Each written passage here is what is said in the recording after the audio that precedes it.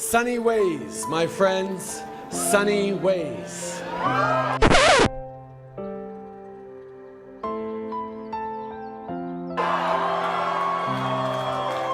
This is what positive politics can do.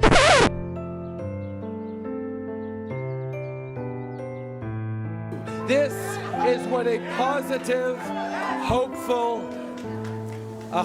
vision and a platform and a team together can make happen.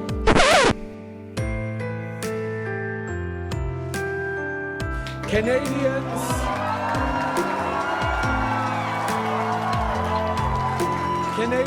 from all across this great country sent a clear message tonight. It's time for a change in this country, my friends, a real change.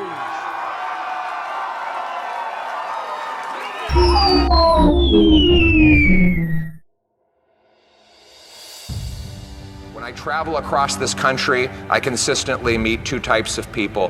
One, those who are a little better off and tell me that, and I'll be very blunt about this, that if I don't win, they will leave the country. And they are very numerous. Yes. But you know, I don't worry about them as much. You know who I worry about? The ones who can't leave. The ones who don't know, and I can just use very blunt language, who tell me, I don't know what the hell I'm gonna do. I have no idea how I'm gonna pay my way. I met a waitress at a restaurant not long ago, and she came up to me and she grabbed me by the hand and she said, "You have to win." And I said, "Oh, thank you, I appreciate your support." She said, No, it wasn't a compliment. You have to win. And then she told me her story. She told me that she was working one full-time job and two part-time jobs just to pay her bills as a single woman in her late 50s. And she was tired of working all the time. So she cut everything out of her budget. Every creature comfort, everything she enjoyed about her life, she cut it out so that she could drop one of those part-time jobs. And then one morning, she woke up and she walked outside and her car was gone.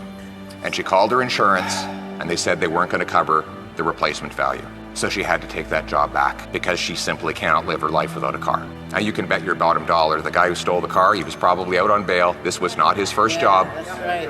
Her taxes have gone up, her heating bill has gone up, her wages have not gone up. She's scared to go out in the streets in places where they didn't even lock the door not long ago. These are the people we're fighting for. These silly games over here, they're very entertaining. The soap opera that everyone's seized with today, that's all fine. But there are real people whose lives are on the line here, and we have a duty to work for them. And quite frankly,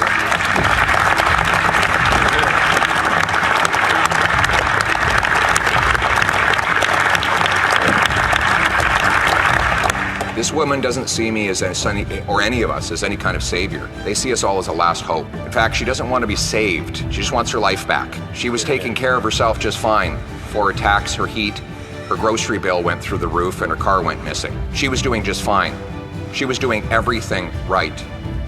Met another guy at the Labrat Brewery a few days ago, and you can watch the video of me talking with him. He walked up to me, he said, "I have 3 jobs and I can't make it. We're renting. We have no hope. We've given up on ever owning a home. We're renting. We can barely make it." And he said to me, "I feel ashamed when I talk to my kids because they ask me why I'm never around and why we can never have a house. And I feel like a failure." But he didn't fail. He has been failed. He has been robbed of the promise of Canada. It was a very simple promise, that if you worked hard, you got a good life. Now, it wasn't fancy or extravagant, but you got a house with a yard where you could have kids playing safely, and you could have a nice dog that you could afford to feed along with the kids, and your kids could play safely in the streets. That was the promise. Now, politicians break promises all the time, but you know what was bad about this promise? This promise didn't belong to this Prime Minister. It wasn't his promise to break. It belonged to all of us. And our purpose is to bring home that promise for that young man, that young father, and that older female worker so that they can once again take back control of their lives, live in a safe country where their hard work earns them a good wage, where the rent and their food is affordable, and where when they go to bed at night, they know that they will be safe throughout their sleep and that they will have their car in their driveway in the morning. A country where people are proud again to fly the flag, where they know the government is a servant and not a master, where they understand that every day the Commons, this place, works for the common people, not for the ego of one man desperate to cling on to his job.